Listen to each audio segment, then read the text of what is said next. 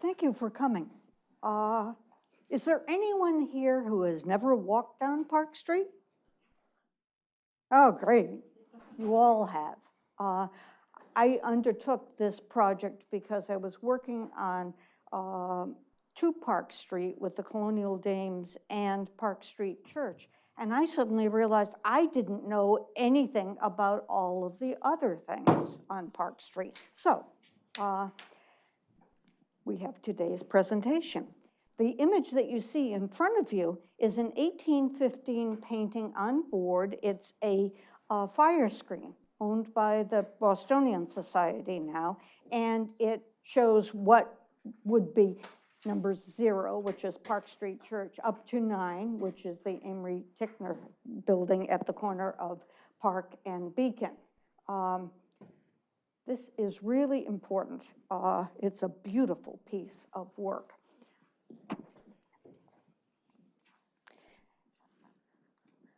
And I'm going to tell you exactly how I'm going to approach this. In the 1600s and 1700s, Park Street was used for the social and needs of the community, with all of the buildings you see there, the Almshouse, the Workhouse, the jail, the pound, and the Granary. By the 18th century, until 1907, it was largely residential. And then in the 1800s, and then in the 1900s, it became a very mercantile area, and in 2000, it has returned to religious, commercial, and social interests, except for 9 Park Street, which is still mercantile. So my thesis is that it started one way and turned around and has gone back to its old use. So we're going to start with 1630, which is when the Puritans arrived in Boston with the charter, which is on view at the Commonwealth Museum. Go see it if you haven't. And the charter was for the Mass Bay Colony. And they eventually settled on the Shawmut Peninsula, or Trimontaine, as the French called it. And they came at the invitation of the Reverend William Blackstone, who was a hermit living on the Shawmut Peninsula. And the reason they came here was because of the water. There had been illness in Salem, their first stop. The water in Charlestown, where Winthrop's house is still, the foundation is still visible in City Square. The water in Charlestown was terrible, and good minister that he was, William Blackstone, said, come over to the Shawmut Peninsula, come over to Trimontaine, and that is the moment celebrated on the Founders Memorial on the Common at the corner of Spruce Street and Beacon. In September of 1730, they named Trimontaine for Boston, Lincolnshire, and the rest is history, and that's what we're going to be talking about. John Winthrop was the first governor of the Mass Bay Colony, and he probably delivered his famous lay sermon, The Model of Christian Charity, before they left England. But it is very important to see what it says about how people should treat each other. In fact, it is a model of Christian behavior. We must bear one another's burdens. We must look not only on our own things, but on those of our brethren. We must be willing to supply others' necessities.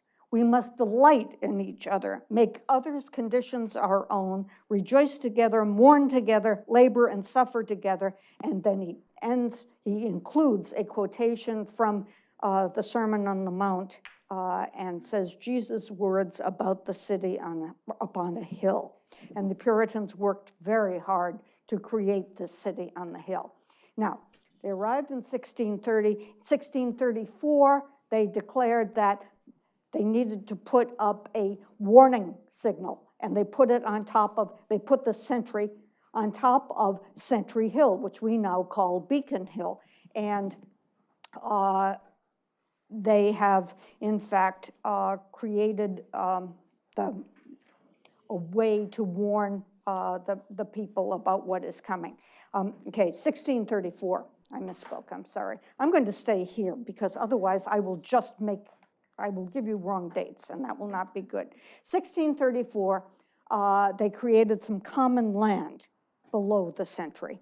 They created the common for purposes like grazing and militia exercises, and also public punishment. It was America's first public park. It was at the edge of the Back Bay and the western edge of the town. There, in fact, was not anything below them. There was no Back Bay. West Street is called West Street because it was the end of the town. In 1635, the first warning signal was put up, and the path up to the signal was called Sentry Path. It wasn't Park Street, it was called Sentry Path. And the beacon was maintained for 150 years. Now, Winthrop reported in his journal that the poorer people are still not well taken care of. They're living in tents, they're living in lean-tos. So that what happens is we have this recognition that we have to take care of one another, and this is what we end up with.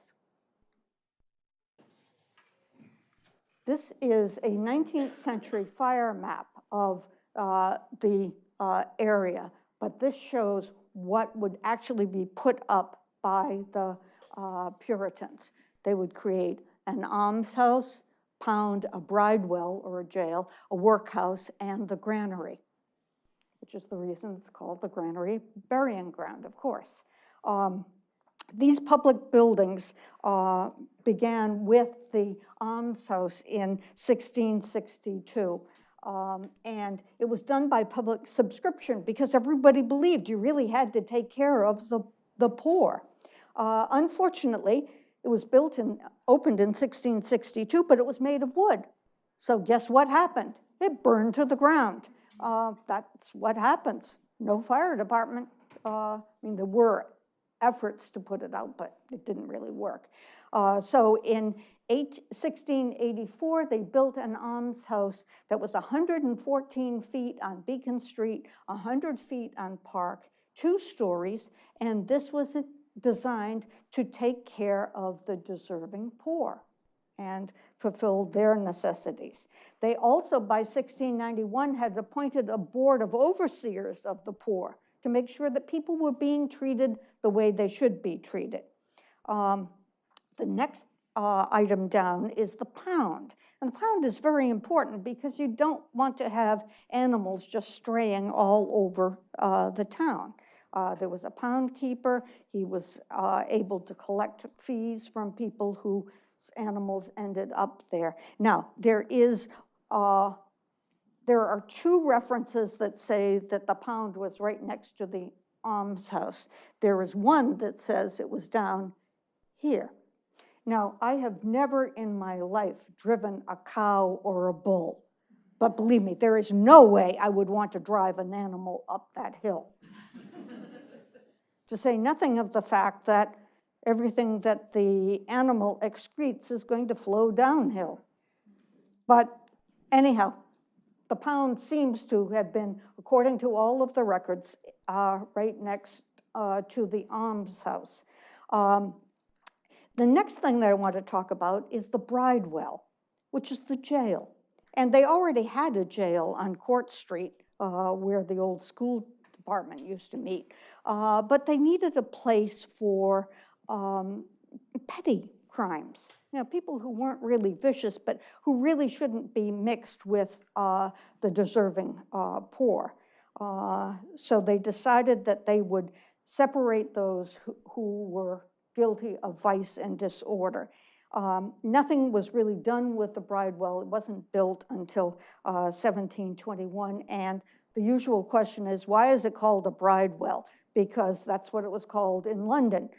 In London, there had been Edward VI had a royal residence. He had turned it over to the city to turn into a hospital, and it eventually became a house of correction, and it was near a well.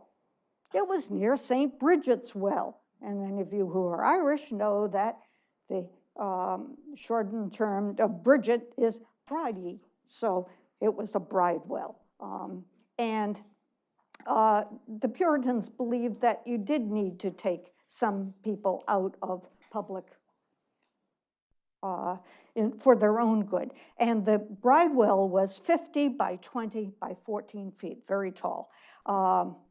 It was built by Suffolk County, but I think one of the things that's really interesting is there was a whipper in constant attendance to make sure that you behaved yourself. And of course, at this point, no one knew anything about mental illness, so a portion of this was actually given up for people with mental problems. Now, by 1635, they realized that, okay, there are the people who are the deserving poor, they go to the almshouse. How about those that aren't quite so deserving? They're idle, they're vagrant, or in Puritan terms, they're common coasters. They just go up and down the coast.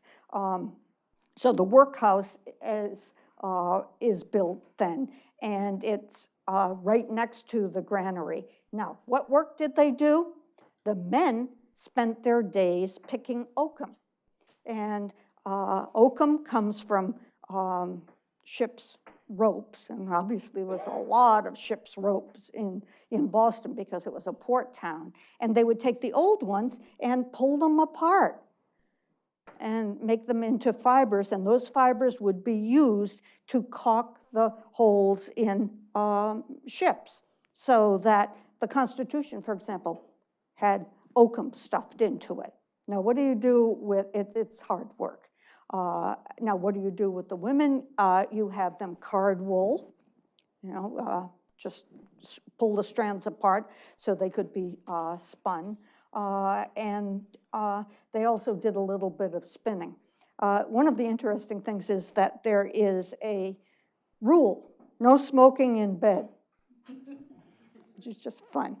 By 1735, the Boston Workhouse Act gave the overseers of the poor a right to help people by putting them in the workhouse. And one of the things that could happen is if you went into the workhouse with your children, and your children were over 6 and didn't know their alphabet, your children could be taken away, and the children would be put with a good Christian family that knew the alphabet and would teach them to read, because remember, these are Puritans, and learning to read so that you can read the Bible is absolutely essential.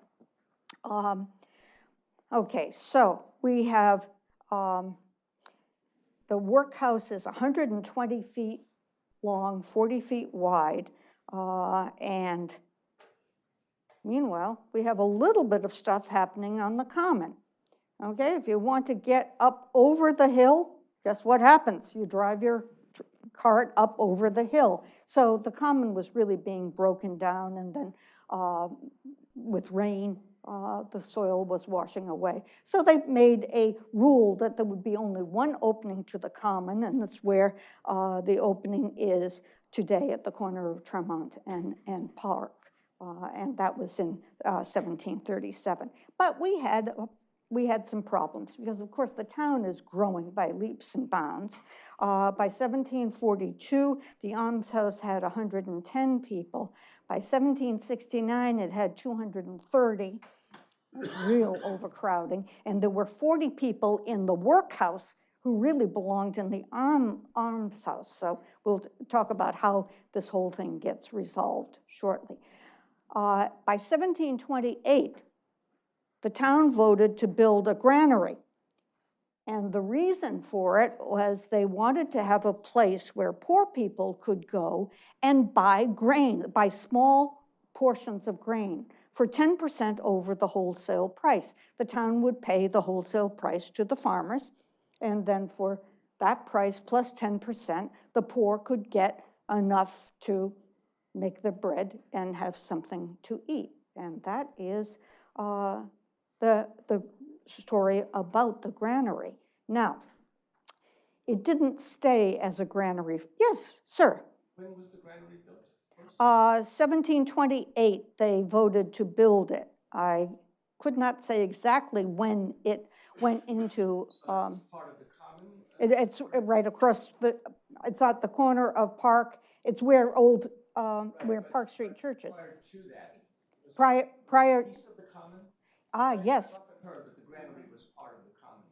As a matter of fact, all of these public buildings were considered part of the common, because remember, this is all public land, but it is all being put to for the use of the people.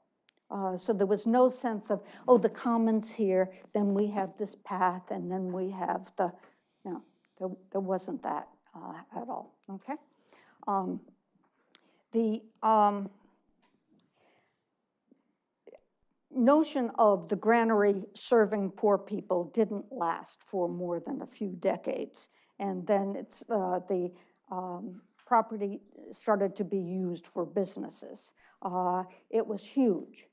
I mean, had held 12,000 bushels of grain. That's a lot. And we can talk about the mice and the weevils and so forth, but that's not important. The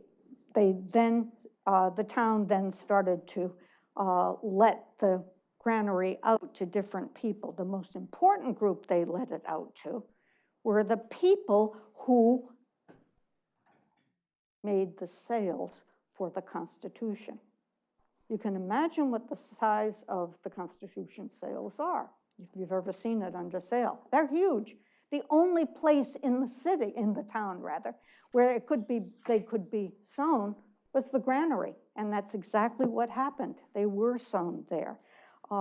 There were other people who had businesses there. The inspector of ashes had an office there, because it's very important that you not put hot ashes out in a place where they're going to continue to smolder in this town. We have there was a zoo there at one point. One of the things they had was a raccoon, they had a bear, and they promised that these were all just gentle and so pleasant. Unclear on the concept of bear completely. But by 1797, you have the granary rented out, and you really have the end of Century Street as a place for public services, and I'll go through each of the things. Now, if any of you here are real estate people, you know what's important: location. What is Park Street? It faces west. It faces a park. It faces the beautiful Back Bay. What's not to like? We have another issue, and that is in 1795, Bulfinch built his beautiful State House. And this is, of course, the crown of the Commonwealth. However, to get to the crown of the Commonwealth, what do you have to go by? All of this. And because the Almshouse people were not prisoners, really, folks going up to the State House to do their business would have hands thrust through the fence. This is not the image that the Commonwealth wanted. And so in 1797, they decided to sell it, and they would use some of this money to build a new almshouse. It's hard to say for a Boston, an almshouse. They would build it. It would be on Leverett Street in the West End, and it was designed by Bulfinch. It was beautiful, just a beautiful building, and they used some of the money from the sale of the property. They also moved the Bridewell eventually to Leverett Street also, but they sold this property to, quote, men of calculation, which means that today's flipping is nothing compared to what happened on Park Street, because this is obviously the place to be. No flooding, right? I mean, not really any flooding. So you go from having, quote, dingy public buildings and dilapidated fences on a street that was narrow, vagrant, ill-defined, and tortuous, into a street that held the cream of Boston society. Okay, so who made it all happen? Well, I'm going to show you, first of all,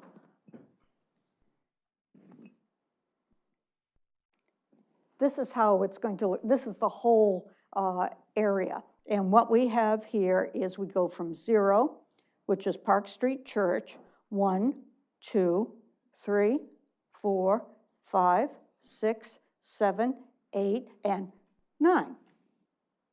That's the whole street, as laid out by Bulfinch. And Bulfinch at this point was on the board of selectmen, so he actually managed to get a regulation whereby all of the houses would be uniform. They would be made of brick or stone, they would have tile or slate roofs, and they would have the same feeling to them. No question at all, no one argued with Charles Bulfinch.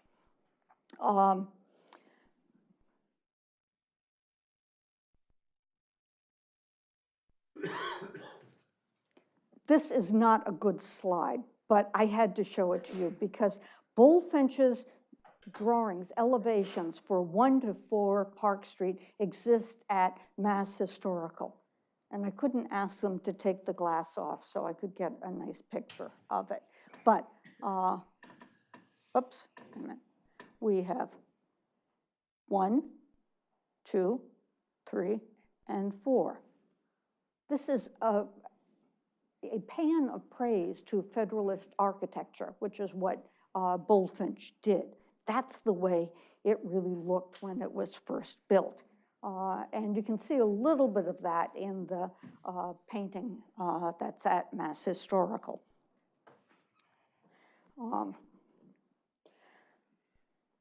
What I want to do is talk with you a little bit about, oh, let me go back, one more. Talk with you a little bit about Park Street Church. Okay, it was built in 1809 by Peter Bannon. That beautiful steeple was by Mr. Willard, Solomon Willard. And it was the tallest building in Boston for a long time. It must have been extraordinarily impressive to early 19th century people when they saw it. One of the staff people tells me how disappointed people are, visitors from elsewhere, when they come in and they see what the inside of the church looks like. It's a congregational church. There are no graven images. There are no stained glass windows. No, but these folks have visited Trinity. They've been to the Church of the Covenant, and they've seen the Tiffany windows and wonder, well, what's going on here? They did not want to have anything to do with the Church of England's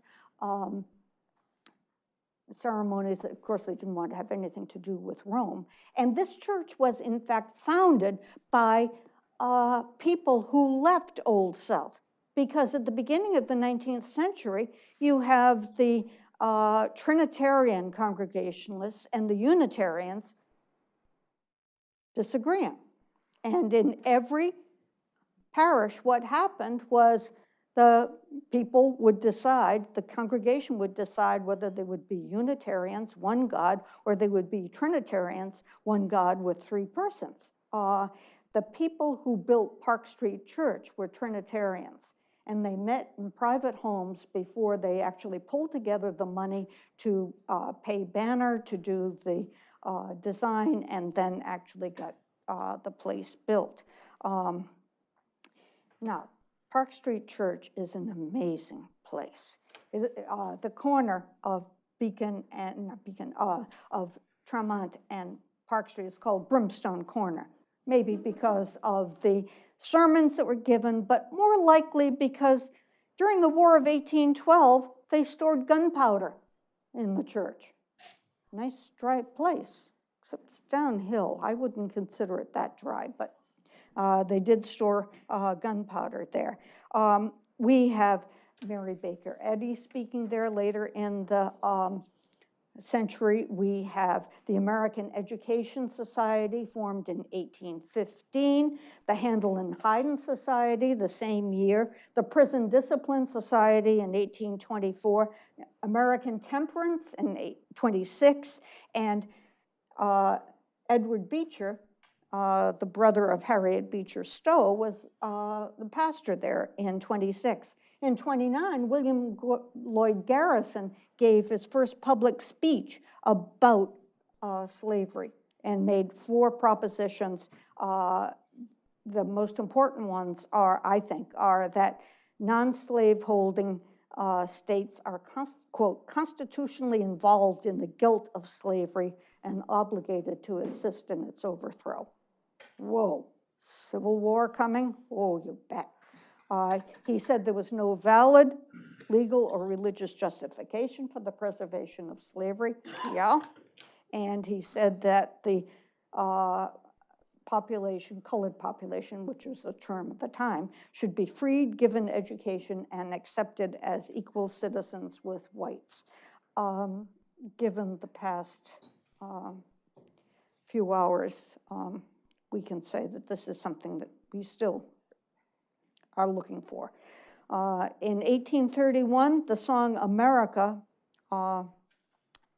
was heard for the first time, sung by the Sunday School's choir. During the Great Fire of 1872, the fire didn't come as far north as Tremont, but the church was used as an infirmary at that time. The Animal Rescue League was founded there in 1899, and that's different from the MSPCA, which prevents cruelty to animals. This one was going around rescuing animals that could not be cared for people who didn't have enough food to feed their children. So it's a completely different thing. And in the 20th century, Park Street remains as active as ever. 1944, as the war was coming to a close, they put together a World Relief Fund to help the churches in Europe rebuild. And each member of the congregation would give up a meal a week and give that money. It's still going strong. It's all still being taken care of. They just restored the steeple. They just restored the organ. And the bell, you think those are real bells? No, that's a tape that you hear all the time. But the bell is coming back this year. The foundry that made the bell is the same foundry that made Big Ben. So it has gone off to be repaired and will be restored. It is a congregation that has multifaceted programs that deal, there are 60 nations represented. There are groups for families and children, young marrieds, women, young adults, youth, college, graduate students. There are programs in art, music, pastoral care and counseling, the missions, of course, and just so much more. The amount of social stuff that Park Street Church does is really amazing, and it's worth looking at their website. Okay, I have shown you Bulfinch's elevations. So I will go back there for just a minute, even though that's not the most beautiful picture. Number 1, Park Street is 0. Number 1 is the first building there. And it is used as a residence in 1805 by General Wells, whose wife is a Warrant of Bunker Hill fame. We will have a later person living there named Mr. Dwight, who started Massachusetts normal schools of education. By 1858, ownership had passed to the Wigglesworths, wonderful name. They arrived here in the 1630s, and they were serious members of the society. The first and second Hollis professor of divinity at Harvard, was a Wigglesworth. The last one to live in this house is Thomas. He lived there with his 3 sisters. He was a merchant in the Calcutta trade, and he left in 1907. Well, he left because he died. Sorry. But one of the resources I'm going to give you says that, quote, once the site of princely residences of aristocratic Bostonians has been so far given up to business purpose and clubhouse that only one resident remains, Thomas. Okay, so what happened next is that Bulfinch House was torn down. And one of the things that was put up was a 2-story flower shop next to the church.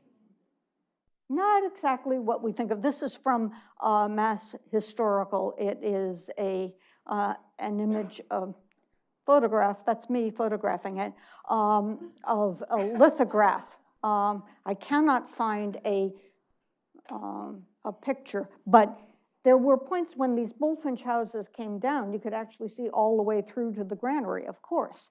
This is a 20th century image because there is a car in it. In 1953, which was what we're looking at Galvin's Flowers, it became part of Park Street Church, and today is a very 20th century 6-story building, the Ministries building. And I'll give you, spoiler alert, Park Street now owns 0, 1, 2, and 3. Okay, so now we're going to talk about number 2.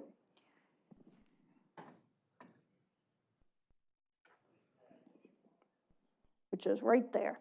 And that was sold to General Wells, and he sold, I'm just mentioning these names because these are Boston names. They sold it to a Mr.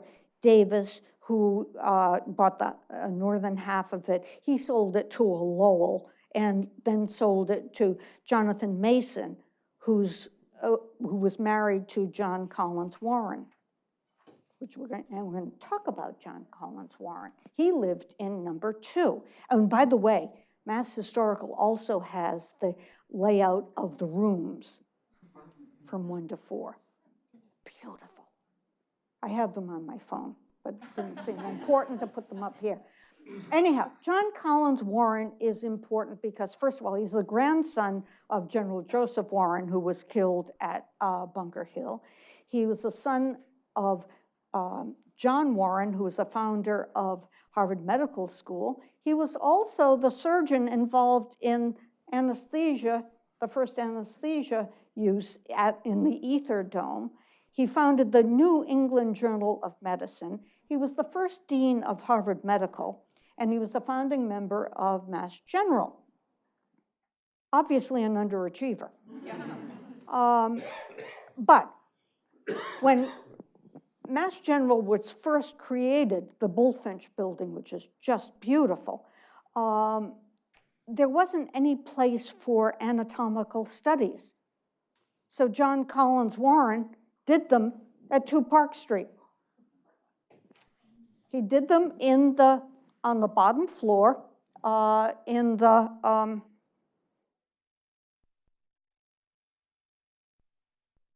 this is 2. He did them on the bottom floor overlooking the common. He had his students come there. He also created, from all of this work, a whole collection of anatomical realities, things preserved in formaldehyde. And he eventually gave it to Harvard, and it is now the Warren Anatomical Museum, which is very important. And when John Collins Warren died, the building was turned over to his son, who had moved from number 6 and went back to 2. But in 1877, after the son had died, the widow was there by herself. She decided to go back to 6 Park Street. So another Bulfinch house was gone. Number 2 is now gone. And we know that the building that was built there was cleverly called the Warrant Building. And in the 20th century, Houghton Mifflin, the publishers, moved in and they bought it in 1939. Now, number 3 is really important. Again, just because of these are all people who are important to our history. Brooks, who was a president of a Mass Hospital Life Insurance, a member of the state Senate, he sold it to a Jonathan Davis, who sold it to a Cabot. Remember I told you about flipping? This is all, a couple of years, sometimes months, to a Cabot who was the leader of the Federalist Party, the Secretary of the Navy during the Revolutionary War. He was a senator for 5 years. He sold it to Richard Sullivan, who was an overseer at Harvard for 32 years. You see the theme here? Sullivan was a candidate for governor. He eventually sold it to a Mrs. Ward. Daniel Webster went to dinner there, and it was, in fact, in private hands until 1916, when along came the Warrant Institution for Savings, and they moved from Charlestown to 3 Park Street. And that's the inside of number 2. But this picture is really quite wonderful because what we have here is number 3, which had been a Bulfinch, and it became the Warrant Institution for Savings. Over here, we have number 4, and yes, that is, you probably cannot see it, that is a Waldorf cafeteria there. And there are businesses. The bank's businesses go to the 2nd floor also. But this is from the 1940s. But you can see that buildings are disappearing. Houghton Mifflin moved, taking over space in 3 where Warrant Savings is. And the archivist there doesn't know exactly when all of the stuff changed hands. However, in 1992, Houghton Mifflin, which was sold, left 3, and now the church owns it. So the church owns 0, 1, 2, and 3 for its extensive ministries. Now, in number 4, the important thing here, the important resident here is a man named Josiah Quincy. He was a mayor of Boston, and this is, he also brought in water from Lake Cochituate to the city. He reorganized the police. And then later on, there was another Quincy, but the one who lived here at number 4 was the one for whom Quincy Market was named, because he's the one who developed it. He is also important because when he moved out in 1880, and I think it was another case that he died, it was taken over by Houghton Mifflin. And the reason you see all of these arched windows and so forth is they made it into a store place where they sold books. And it's really quite a wonderful window display. Moving on very quickly.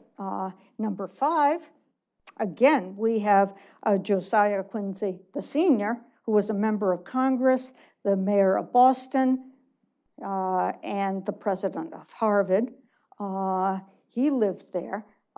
After he left, Goodspeed's Books was in the basement, and in 1945, at the invitation of Richard Cardinal Cushing, I would say actually of Archbishop then, the Paulists established the Catholic Information Center and Holy Ghost Chapel.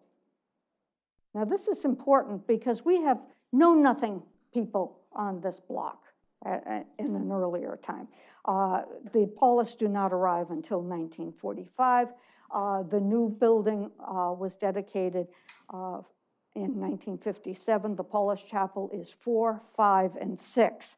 But if you go to the Polish Chapel, you will see that the number is 5, because that's where the Catholic Information Center began. And you have, like Park Street Church, you have 4, 5, and 6 being used for outreach. Okay, I'm moving quite along quickly. I'm going to move now to number 9. Let's go to number 9, because you need to know about number 9. That's the only Bulfinch that still remains. It has been very much changed over time. That's how it looked at one point. This is actually after Thomas Amory went bankrupt at his housewarming party. He got news, and it's divided into 2 entrances here. Notice that we have the beautiful staircases, and down here there is what had been an antique shop, and if I couldn't get a picture because they won't wash the windows, but if you go and take a look, you will see what Bulfinch was able to do, because remember, he was in charge. He gave Amory the right to build wine vaults under Beacon Street, and they're still there. And if you, wine vaults, the Park Street and its vicinity says wine and coal vaults, to which I say, you don't put your wine and coal in the same place. But they are still there, and they can be seen, and they're worth seeing. Do go see them. Anyhow, Thomas Amory, this was called Amory's Folly. He was a man who spent a lot of money building this house. It was the first Bulfinch to be built long before 1 to 4. And what he did was he went bankrupt. And he got the news of his bankruptcy at the point when he was having his housewarming party. Well, guess what? That went up for sale, and it was bought by a woman who ran things ran the house as a hotel, really. Katharine Carter ran it as a hotel for people who had business in the State House. They were right there, okay? When she left, it was then divided, and it became 2 buildings first, and then it became 4 buildings, 2 buildings with entrances on Park, and 2 with entrances on Beacon Street. And I am going to move to show you what it looked like in 1924. You can see that this has already been built out, where number 9 is now has already been built out. One of the staircases has been removed. Things have been built on the roof that weren't there before. This is really quite an amazing thing to see.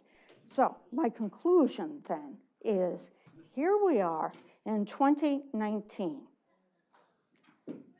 I think we've returned, and this is what I'd like your opinion on, I think we've returned to the social uses of Park Street. 0, 1, 2, and 3 are the Park Street Church. 4, 5, and 6 are the Paulist Center. 7 and 8 is the Union Club, which I didn't get a chance to discuss with you, because the first time you do a talk, you never know how long it's going to last. And 9 is business, and continues to be businesses. And they're working on those vaults. They've replastered them. They were all down to brick. They've replastered them, but do go take a look at them before they all disappear.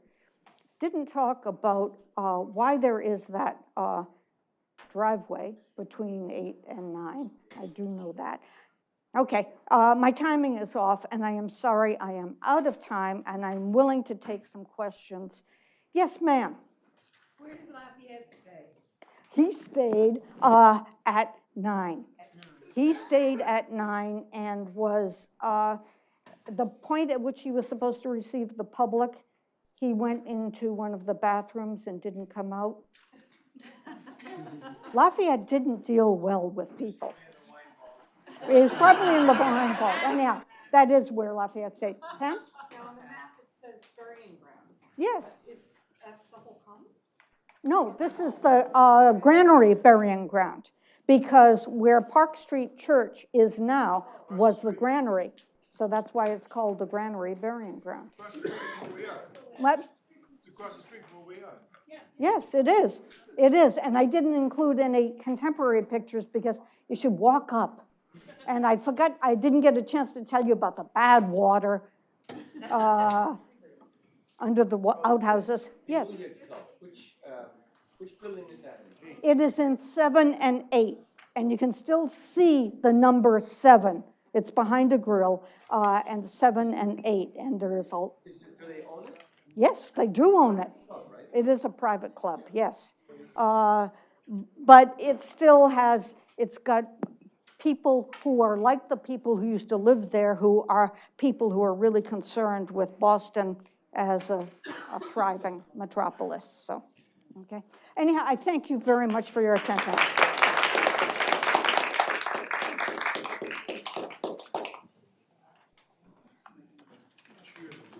Okay.